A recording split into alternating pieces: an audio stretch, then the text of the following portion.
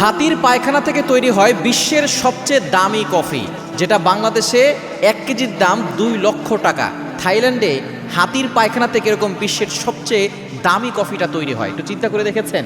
এই হাতির ব্যাপারে কিন্তু আল্লাহ পাক রব্বুল আলামিন একটা সূরাও দিয়েছেন, সূরাতুল ফিল, এবং এই সূরার ভিতরে আল্লাহ পাক রব্বুল আলামিন হস্তি বাহিনীর ঘটনাও সেখানে বলে দিয়েছেন। সুতরাং এই হাতির মাধ্যমে থাইল্যান্ডে এবং বিভিন্ন দেশে তারা এমনভাবে প্রক্রিয়া করে তাদের পায়খানা থেকে তারা এই কফি তৈরি করছে। কিভাবে তৈরি করছে?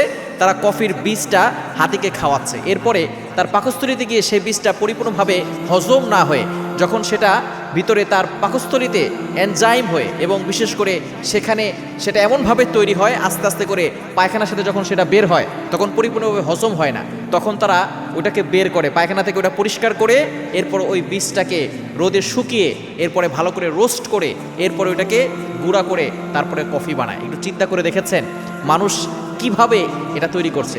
এখন এই কফি খাওয়া যাবে কি না এটা নিয়ে অনেক ওলামায়ে কেরাম অনেক ফতোয়া দিয়েছেন। কেউ কেউ বলে যেহেতু এটা পায়খানার সাথে মিশে গেছে এটা খাওয়া যাবে না, আবার কেউ কেউ বলছে যে যেহেতু এটা পায়খানা থেকে পরিষ্কার করা হয়েছে এটা খাওয়া যাবে, কোনো সমস্যা নাই। তবে মূল কথা হচ্ছে এই হাতির ভিতর থেকে এমনভাবে কফি তৈরি করছে যখন এটা তার পেটের ভিতরে যায় তখন যে তেতো ভাবটা সেটা চলে যায় এবং চমৎকার একটা স্বাদ আসে, যার কারণে এই কফির দাম এত বেশি হয় এবং এটা এমনভাবে তৈরি করা হয় যার কারণে স্বাদ বেড়ে যায় এবং মানুষ এটা খাওয়ার জন্য পাগল পারা হয়ে যায়। সুতরাং এই হাতির মাধ্যমে উপকার হচ্ছে।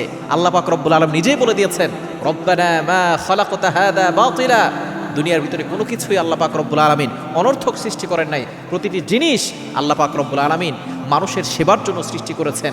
সুতরাং আল্লাহর এই নিদর্শন দেখলে আল্লাহর প্রতি ঈমান আরও বেড়ে যাওয়ার কথা। আমরা অনেকেই দেখা যাচ্ছে যে আল্লাহর ইবাদত করি না, আপনি আল্লাহর এই চমৎকার নিদর্শনগুলো দেখবেন, তাহলে দেখবেন আল্লাহর প্রতি আপনার ঈমান বেড়ে যাবে, আপনি ইবাদত করে মজা পাবেন।